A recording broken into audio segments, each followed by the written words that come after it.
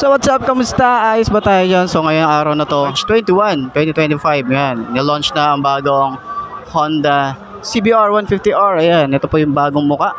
Bagong muka, kaya hindi ko sure kung ano yung mga dinagdag dito. Pero ayan, ikutan natin saglit para at least may share ko din sa inyo. Ngayong araw na to, ang bago nilang launch na motorcycle 150cc and CBR 150R. So let's go. Kuha ka na natin, mabilisan lang.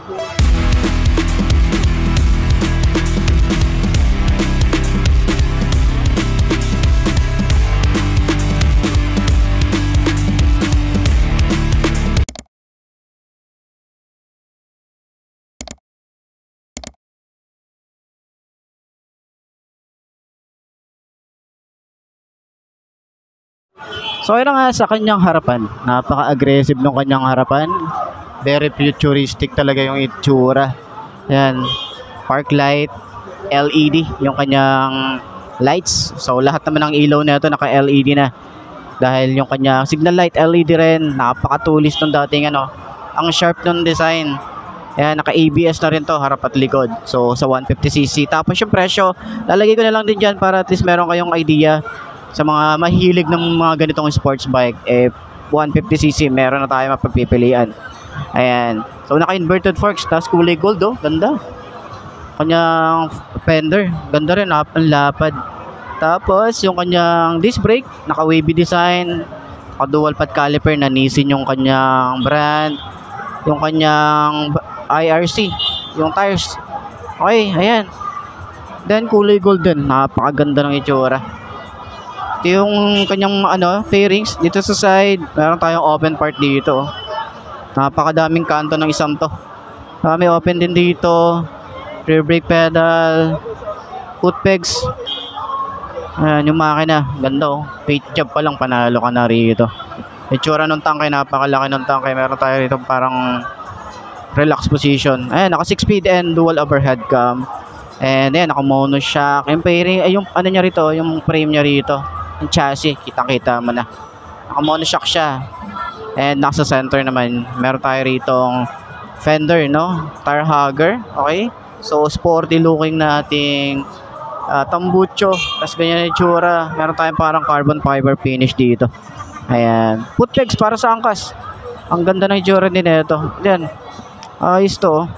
And swing arm, meron din tayo rito. Ang lapad ng swing arm nito. Naka single disc brake, wavy design din. Nissin din yung kanyang caliper, naka single pad caliper. And yung size para dito sa likod is 130, 70 by 17 tubeless. Gold na rin yan yung kanyang mags. Ayan. So dito naman meron tayo ritong yung taillight natin dito, napakaangas din ng datingan. Ang sporty nung datingan niya, and signal light, plate light, reflector, lagayan ng plate natin dito. Tapos sa side, kita natin yung chain. Meron din siyang chain cover dito. And then naka single head shifter tayo rito. Ganda ng datingan, Upuan niya, split type.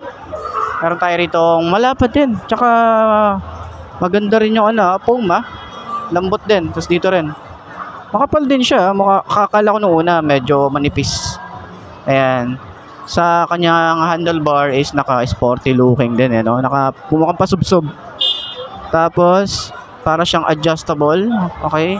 And then meron tayo rito fully digital na panel natin dito. Ayan. Tapos napaka-sporty looking din ng ating ating side mirror. Ganda, puro pa kanto rin. Then dito naman sa side, may mali tayo na windshield or windscreen. Ayan. Angas, may decals nga pala rito.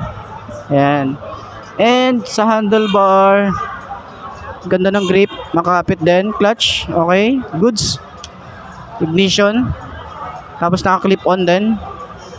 Naman pala to, automatic on yung kanyang ilaw. Ayan. Gas tank nyo, napakalaki din. Pang big bike talaga yung datingan niya. Pero 150cc, ang ganda. So kung mahilig ka sa 150cc, kung hindi ka naman masyadong papasok ng expressway, pwede na isang to, pang trail. Ang ganda na yung tsura. Mas sporty looking, pero hindi ko abot to. Alam niyo naman ako 5'2" yung aking height. hindi ko din talaga siya abot. Okay, so sana masakyan natin one time sa branch nila sa Honda Philippines. Okay, sa may Baliwag. Okay, so makikita natin yan para at least ma-bike fit natin. Dito kasi bawal siyang upuan. Yan. So yun, quick walk around lang naman, balita lang naman, ito na yung bagong Honda CBR 150R. Ayos yan.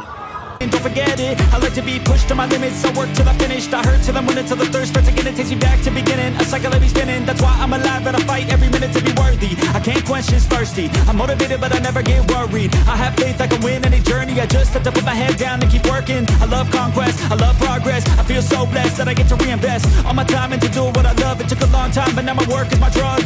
Each day I get to create something new that I used to motivate, inspire the next to be better than the best, to fight for success and to get some respect. It's earned not given, I'll teach if you listen, I'll give if you're driven. You'll win in a minute, each day keep chipping at the goal and you'll get it. Don't fold, you'll regret it, just work till you get it on. Don't stop till I'm at the top, I won't give up till my heart finally stops. I'm not lost, my goal is my rock and each day it's another chance, another shot. So I'll work hard and I'll learn scars and I'll give hard, never letting down my guard. Been a long arc to get to this mark, but I got more things I want, so I'm gonna start.